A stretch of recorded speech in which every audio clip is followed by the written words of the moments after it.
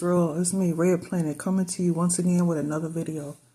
We're going to do a video on AI. That AI is taking over businesses. AI is taking over our jobs. That we can't work because they would rather use a computer instead of people. Let's get into the video, Israel. The beginning of something called AGI, which is Artificial General Intelligence. The NVIDIA CEO just announced that we've achieved AGI. And for those of you who are not sure what that is, it's Artificial General Intelligence. Artificial General Intelligence means that AI can now do anything that a human can do at about the same level. So with AGI, it means that AI is going to be able to learn new skills from scratch. It will be able to problem solve. It will be able to reason. And so now that we have artificial general intelligence, the next step is artificial superintelligence. In this article from October 23rd of 2025, Elon Musk was quoted saying, "I don't feel comfortable building that robot army unless I have a strong influence." And so when we see pictures like this is what's going on over in China. They have this kind of stuff. I mean, and I'm sure we have stuff over here in America as well. But I think it's fascinating to see where we're going. We're in 2026 right now. We're talking about this kind of stuff, and this seems so science fiction that it's not even funny. But yet, here we are.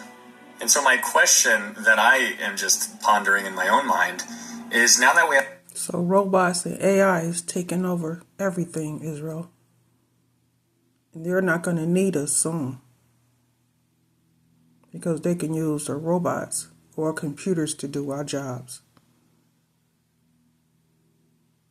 We have artificial general intelligence. How long until we have artificial superintelligence? And then how long until we insert that intelligence into a body and then they just start walking around like it's just another day in the park? Now, this isn't just ChatGPT. This ain't just something you're using on your phone to piddle-paddle around or ask about, your doctor's records. Like, what does this mean?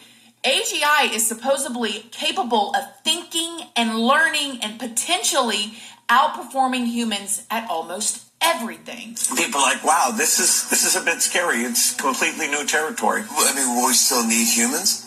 Not for most things. We'll decide.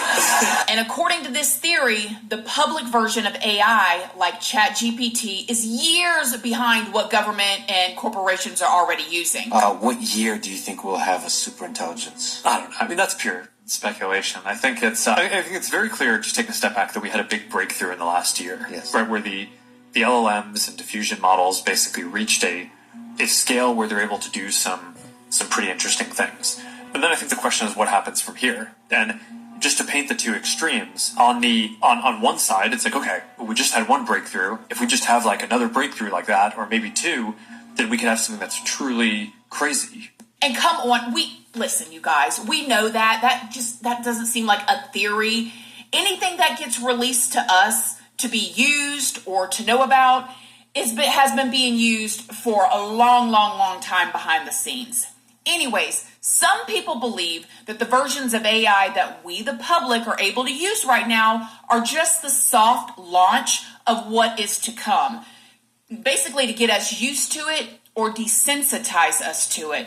But when you really think about it, are we the general public? Are we the ones who really want AI coming into our everyday lives, involved in every single thing? You guys, I went to the doctor a couple months ago, and the doctor comes in, and the doctor usually would have an assistant with him that would do all the typing. Instead, he comes in and he says, "Do you mind if I use AI? I now have an AI assistant that will be taking my notes and coming up with results," basically. So as he's talking to me, the AI computer that he has with him is like taking notes of everything that he's saying and basically spits out what he is going to tell me he thinks is going on. I'm thinking, daggum, I could have done this. But it used to be a person that was sitting next to him. Now it's a laptop, because there's a lot of people that believe that AI is really kind of just being pushed onto us. Because they think AI is easy than a person writing down everything, Israel. They can just go back to their notes and go over their notes with you instead of having somebody write it down. Us. Are you a real person or are you AI? I'm Burger King's virtual helper. How can I help you? What? Okay. Could I get the Impossible Whopper, please? Want to make it a meal? Sure. Will that be a large with Coke? It's so weird that you're not real. Could I get, Dr. Pepper, please? Sure thing. Want to add 4-piece mozzarella fries or chicken fries? No, thank you. Okay, what else can I get you? That's it. Did I get the order right on the screen? Yeah, that's great. Thank you. You're all set. We'll see you at the window. You rule. Another theory is that these data centers are being used as a global surveillance system. Think about how much of your data is already being collected. Your location, your purchases, your search history, your voice, your face, your typing, your scrolling patterns, your phone literally reading your eyes on what you stop at for a long period of time to see what you're interested in, your political options, and even your sleeping pattern. I was pulling up something on YouTube. No, I was pulling something up on Google. And I was trying to find information on it. When I went to YouTube, I saw all the information that I was pulling up on Google on YouTube. So they listening to us through our phones, Israel. A data center the size of a U.S. city just got approved in Utah. 40,000 acres, about 62 square miles. 3 times bigger than Manhattan, bigger than all of Disney World, about the size of Washington, D.C. And to understand how insane this is, one of the biggest known data centers currently in America is only around 2,000 acres. So this new one would be 23 times that. This is a private digital metropolis. Now here's what I don't buy. This is not being built so your vacation photos can sit in the cloud, or so ChatGPT can tell you how much garlic goes in your pasta sauce. We already have capacity for that. This is something different. Data centers at this scale are not just storage. They're prediction machines designed to track your every search, every scroll, every pause, every grocery order, every voice command. Every time you hover, hesitate, buy, don't buy, feed enough of that info to machines and they don't just know your consumer behavior, they know what you're going to do next. If a company knows the exact moment you're vulnerable, they know the exact moment to hit you with the product, the price, the notification, the video, the ad. People will say, all right, that sounds crazy. Really? Years ago, people said it sounded crazy that an intelligence agency could collect communications data at massive scale. Then the documents came out. It was not fiction, it was the NSA's standard operating procedure. That was step 1, collect the signals. This looks like step 2. Build machines big enough to read and analyze every digital signal known to man. And it's not good. The law is not caught up to this. At this scale, the question should not be whether you agreed to this data collection by downloading an app. The question should be whether these systems should be able to have access to all of your digital behavior all of the time. And then to sell access to it to the highest bidder. Maybe I'm wrong. Maybe a 62 square mile computer campus really is about faster emails and better ChatGPT answers. But ask yourself this, why would they need a city-sized machine to do the things they can already do? There's a lot of money in surveilling every single thing you do every minute of the day using AI. I'm just afraid of what comes next. I mean, even my phone can sometimes predict where I want to go before I even leave the house. Have you ever gotten like that Apple Maps notification that tells you when you get in your car how long it's going to take you to get to one of your recent visited locations? Well, now, of course, companies say that this data is only used to improve services and advertising, things that are supposed to make your life easier, right? Because that's what it's all about. That is what the patterns have shown us all this time. The medical system wants us to be healthy. The food systems wants us to be fed and lots of nutrients in our system. And AI just wants to make our lives easier. Right. I mean, this isn't even really a sea theory at this point. We know companies and even our own government use our data that has been collected against us. And if y'all don't know this, all the way back in 2017 at the World Economic Forum, a man named Klaus Schwab, and if y'all don't know about him, God bless ya.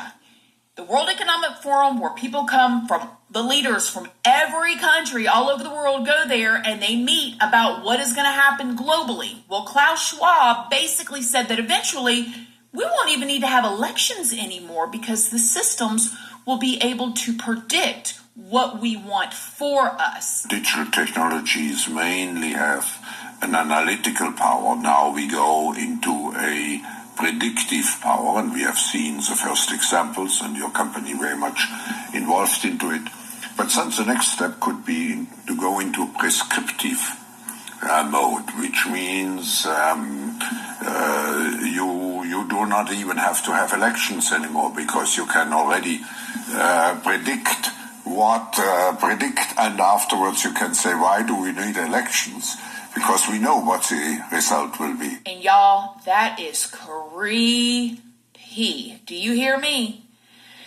Anyways, have y'all ever heard of the PRISM program? Edward Snowden was a former contractor for the National Security Agency who in 2013 leaked a huge collection of classified documents to journalists, and it was a big deal. His disclosures included the PRISM program, which was a surveillance program that was operated by the NSA. According to the leak, PRISM allowed the NSA to collect certain communications and internet data from major U.S. tech companies when targeting foreign intelligence subjects. These companies included Google, Microsoft, Apple, Yahoo, Facebook. Just listen to this video.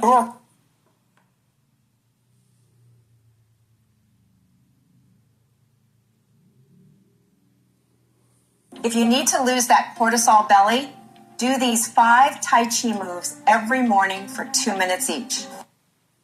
Facebook. Just listen to this video. Here are 2 government spy programs revealed by Edward Snowden. 1. The PRISM program. Snowden revealed that NSA officials have complete access to tech databases from companies like Microsoft, Google, Yahoo, YouTube, and more. According to this slide from a leaked government presentation, government officials could access photos, emails, videos, shared data, and more. 2. X-Keystore. The government installed surveillance devices into the fiber optic networks of the internet itself. The core capabilities of X-Keystore are analogous to the private marketing tool Hotjar. Hotjar allows marketers to play back user website sessions to see everything from where their mouse moved to what they clicked on. Instead of just having access to a single site, X-Keystore extended these capabilities to the entire internet, allowing government officials to play back website sessions at any time. And that was way back in 2013, you guys. Think about what the capabilities are now, especially when these data centers are popping up all over the place. And I know that there's going to be a lot of people out there that are watching this that's going to say, who cares if they know my data? Who cares if they know what I'm into? I'm not doing anything wrong. I have nothing to hide, just like Klaus Schwab just said. And I actually used to think like that too. I used to think, well, so what? So what if we have a social credit scoring system? I know that I do the right thing. I know that I try not to speed. I definitely don't steal. I try to be good to people. I give back to my community. You know what I'm saying? Like, I feel like, well, my social credit score would be good, so why does it matter? But what happens when that starts to turn? Because that's the idea that will probably be sold. This is how we're going to make things safer and crime go down, is we just got to collect data, make sure nobody's doing anything wrong. But what happens when the people that are in charge of all of this surveillance, they have different ideas than what you have, or they have different morals than what we have, or maybe different spiritual beliefs than what we have, and then they want to change us and we don't want to change? Well, then they just can hit a button and turn your bank account off. Or what if by then we're all driving electric cars, so we can save the planet, and they just hit a button and turn your battery off? I mean, total surveillance equals total control. Now, this is where things get even more creepy, because there are some people that believe that there are these gigantic underground data centers hidden all across the world. Not just because underground temperature will help with cooling, but because they're preparing for something catastrophic. And it is believed that government and the higher ups, like in big tech, no modern civilization is becoming completely dependent on digital infrastructure, which means if the servers go down, everything goes down. So this isn't just about them having like underground bunkers to live in anymore. They're going to need their own data centers as well if things were to come to an end. And some people believe that data itself has now become more valuable than gold. And if that's true, wouldn't the elite want to protect it at all costs? There are theories online claiming that there are entire underground server cities already existing beneath mountains, military facilities, and in remote deserts. Companies and governments have been quietly converting Cold War bunkers, limestone mines, and former NATO ammunition depots to underground data centers for years. They held bunkers, Israel, because they know something that's going to happen one day. So that's why they're building their underground cities and bunkers.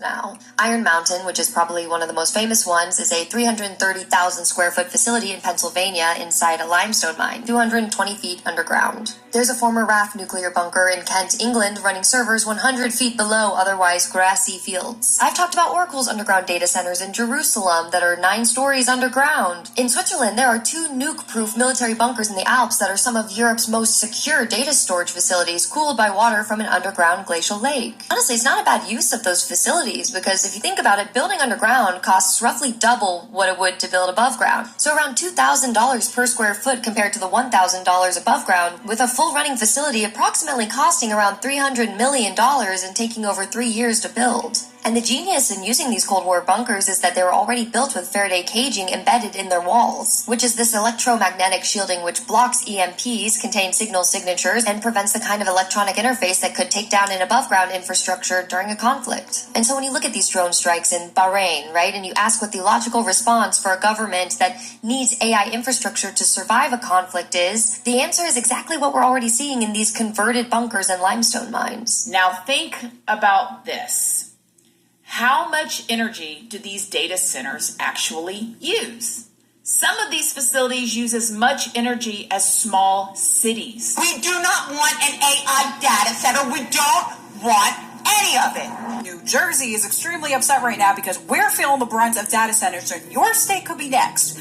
Our energy bills have skyrocketed mostly because of AI data centers. We've seen an average 20% jump because of them. Why? The costs of running the centers are distributed among all other customers using the same power grid. Your new neighbor could include an AI data center, whether you know it or not. And with no regulation from the government, like that the AI companies don't have to disclose how much power they use, they can continue to use all the energy and the infrastructure, which would normally be plenty for regular businesses and American households. So they need data centers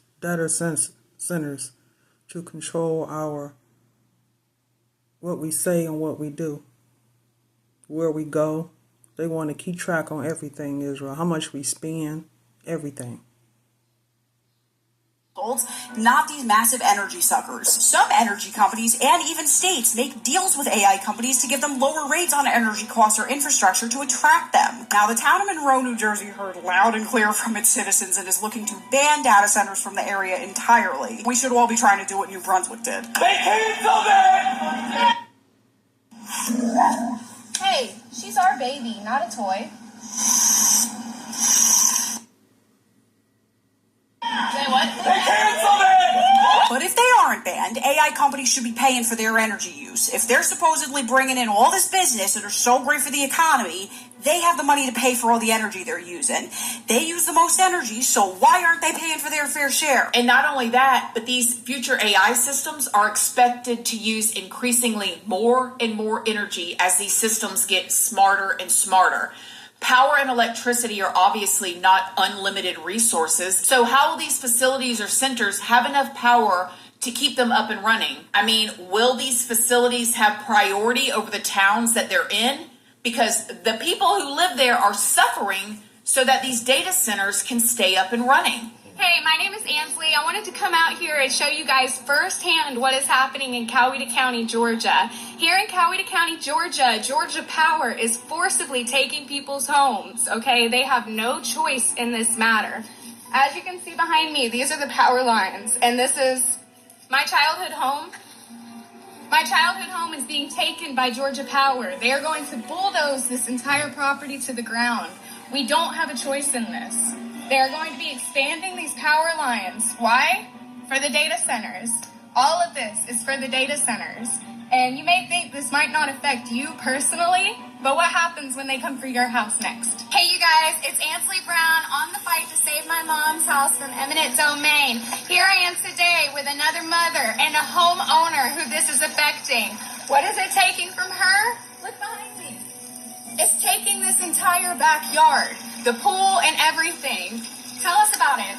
Hi, my name is Cynthia, and I am just one of many homeowners who are impacted by Georgia Power's high voltage power lines that are going in to support data centers that are being built all over. We were informed that they were going to come in and take more than half of our property. They are going to demo all of these trees, playhouse, fence, fire pits, the pool, the spa, all of this, including our two neighbors' houses. They're completely demoing theirs. This easement is only going to be 12 feet from our house, 12 feet from our bedroom where we sleep. Some people believe the current energy crisis is actually tied directly to AI expansion. Electrical grids are being redesigned around data centers. Nuclear plants are staying open, and billions of dollar energy deals are happening almost overnight. That's just how much energy they use. I bet you hadn't thought about how much water they actually need. Data centers need massive cooling systems. Remember when I mentioned earlier that underground data facilities are believed to exist because the temperature is lower down there, right? So how are data centers cooled above ground? With water. We're getting killed at the gas pumps, as you already noticed. But there's something else. Water. You know, right now, $700 billion is being invested in AI data centers across America and $2.4 trillion by 2030. Every single one of those data centers needs two things in massive quantities: power and water. One large data center drinks up to 500,000 gallons of water every single day just to keep the servers cool. 2/3 of all these new data centers are being built in areas that already are running out of water, like Arizona, Texas, the Colorado River Basin, for instance. Now, when you raise this, I have, the tech companies say, hey, Stephen, don't worry about it, it's a closed. So they want to watch the water intake that we use to drink, to flush our toilets, to wash our cars, and to water our grass. So they can use what we don't use for these data centers. Loop system. The water gets recycled. Well, that's not true. That's a lie. Scientists have confirmed that. The water is gone from your community forever. Some facilities use millions of gallons of water, which has created frustration in a lot of local communities. I have personally seen people talking about it here in Florida because we've been having such a terrible drought, but yet these data centers are still consuming a massive amount of water. So there is a huge AI data center being built right now as we speak in Miami-Dade County, specifically in Miami's predominantly black neighborhood of Westview. The facility is being built by a New Hampshire company known as Iron Mountain, and the name of the place is going to be MIA1. But guess what? Residents of Westview in Miami-Dade County got little to no notification that this place was being built.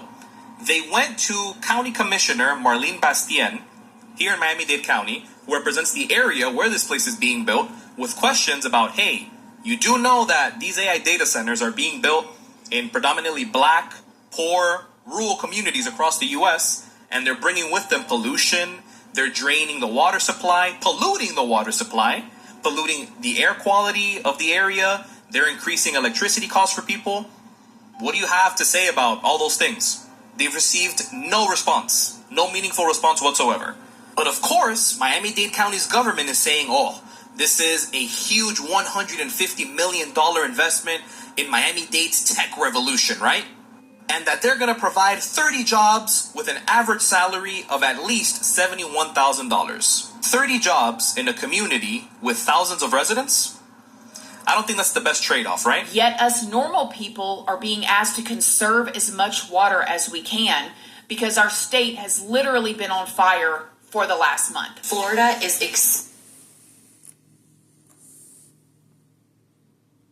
Tell Monday what you need. We're creating an agent and naming him Tony. Now let's give him context. I'm giving Tony access for the last month. Florida is experiencing the worst drought in the 21st century. 99% of the state of Florida is now in a drought, and 80% is in extreme drought. Now, of course, this matters. We know that our aquifer is really low on water. We know that Lake Okeechobee is really low.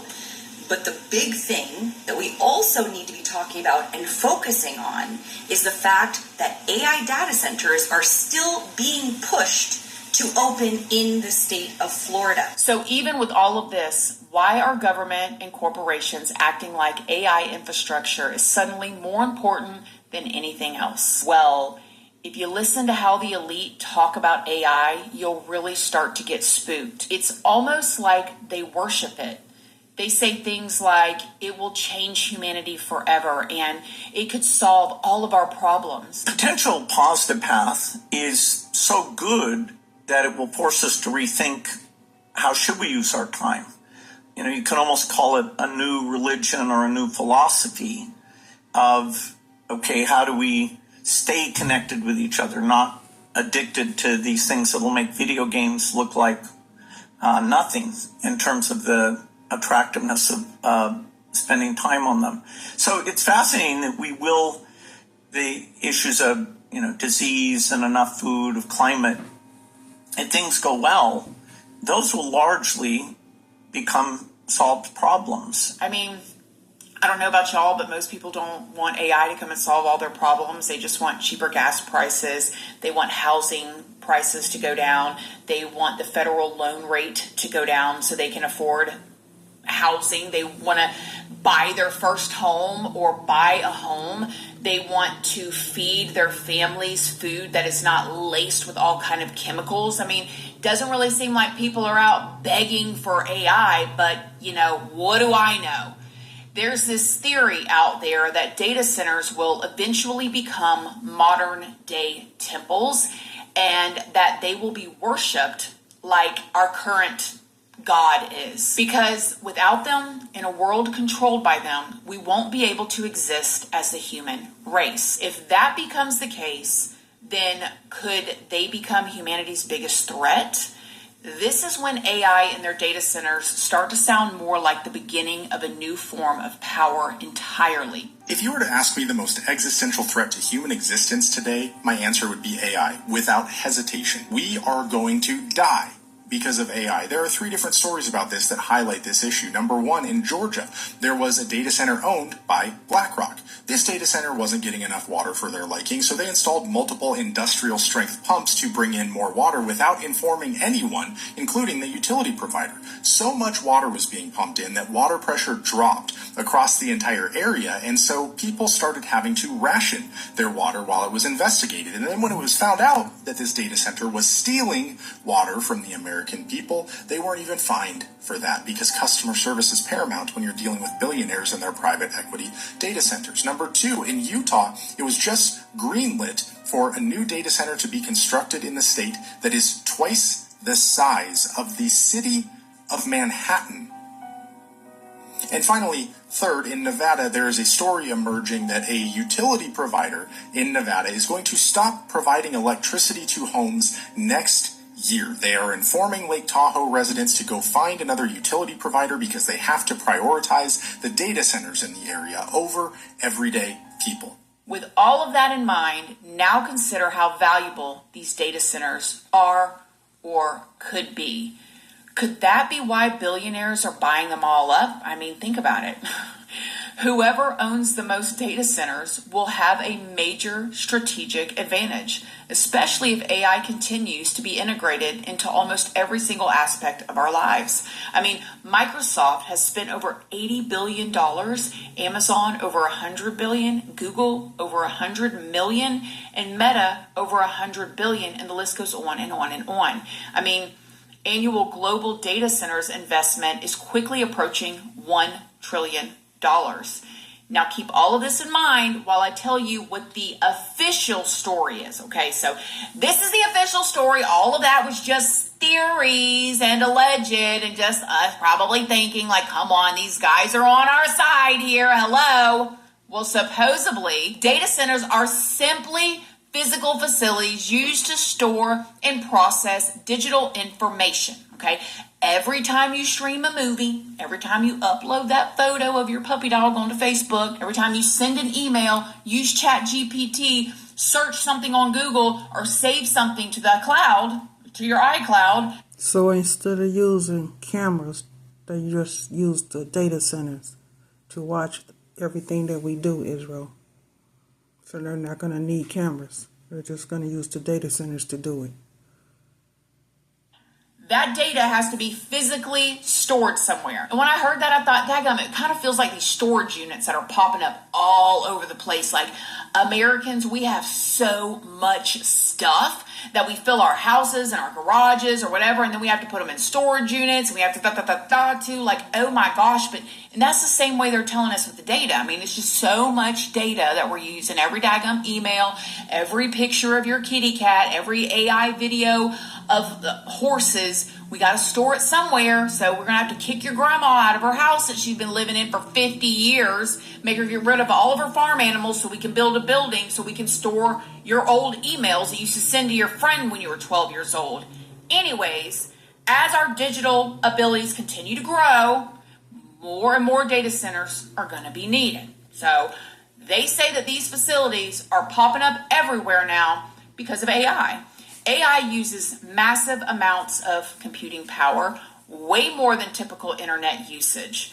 They say that AI processes huge data sets constantly. That means that companies need more servers, more cooling systems, more water, more electricity, more than ever before. This is why data centers are being built next to you. But I've seen a lot of misconceptions. Don't use AI. Stop using AI. This is why we're getting the data centers.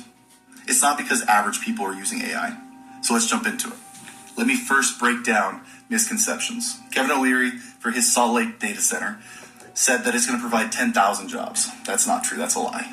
A data center of that size, maybe 1,000 people, but honestly, most of it will be automated anyway. So you're just really paying for security to protect the data center. So a couple hundred, maybe 100 to protect something of that size. Prince Charles, or King Charles, just said that digital ID is now going to be pretty much mandated. That will take data capacity. And that's only for right now, Israel. Because when the power go out, the data centers won't be any good. You can't use them if you don't have any power. Unless they have backup generators. And that's only for a while. When that run out, they'll have anything, Israel. So this only for a little while.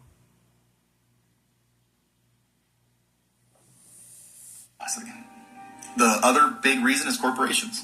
They're going to let go. We've already started seeing the mass layoffs, right? They're going to fire 50 to 70% of their workforce because they don't need them, because they can have AI. Because paying somebody $60,000 to $100,000 a year for something that AI can do for a whole lot less makes a lot of sense for their bottom line. And they don't care about you. They don't have loyalty like you have to their company. So they're going to need mass data capacity for that. So Elon Musk said, space. We should build these data centers in space. And it makes a lot of sense. However, I think his suggestion is more sinister than the pros and cons he actually gave. Because solar, right? I could have that thing powered by the sun. It doesn't take people to maintain, right? You could shoot people up there once in a while and fix a couple things, and that's all you really need to do. So they're easy to maintain. Plus, the cold is good. Data centers the reason why they take so much electricity is because they have massive HVAC systems. One reason why. So in space, you could create a system that actually utilizes the resources that it's around to cool. But the real reason why I think he said it is because it's easy to protect. When people truly start seeing why these are being built, losing their jobs, getting mad about it, we're going to see things like we saw in California with that distribution center. We'll see it for some of these data centers. But if you put them in space, they're pretty much unreachable. So they're very easily protected. I think that's the true reason why he suggested space. For any of y'all get on here and say, I told my grandma to stop making them Christmas AI photos of herself and sharing them on Facebook, I really don't think it's our little pictures. I really don't. I think that's what they want us to think. I think it's a lot more going on than that, but never mind. That's supposedly why the companies like Google and Microsoft and Amazon and Meta are all spending unbelievable amounts of money and buying buildings like these facilities. And again, using eminent domain to move people off of their properties that they have lived in their whole entire lives, that they've raised their children in, because they need to store your emails. That's why they're donating hundreds of millions of dollars, you guys. Hello. So they can keep our daily conveniences up and running without interruption. Yep, they're clearing forest, buying up the farmland, expanding power plants all over the place, just for us, not for themselves, of course. I mean, they have to put all of our information somewhere. But history tells us powerful technology almost never stays limited to their original purpose. And this is what freaks me out. This is it. This is why we got to be careful with these types of things, because you can have the best of intentions of a group of people, right? And you implement new rules, a new way of life. But 20 and 30 years down the road, somebody can get into that power that does not have those intentions, and it's already there now. I mean, you guys, the internet literally started as a military project. Phones literally became tracking devices that people were willing to carry around. And you can't tell me that they're not listening to us. I know I've said this in other videos before, but it is wild. I can have a conversation and then I start getting ads for whatever I'm talking about, and I've never even searched it up on my phone. I mean, social media has become one of the most powerful psychological tools ever created. So whether any of these theories are true or not, one thing is for sure: the world is being rebuilt around AI and data. But what do you think? Are data centers just the consequence of our own actions and all those little pictures and stuff we like to take and those little AI photos that we do or emails that we send? Or are they the foundation for something much, much bigger? Let me know what y'all think in the comments section down below. Other than that, I love y'all. Thank y'all so much for watching this video, and I'll see y'all in the next one. Love you guys. Bye.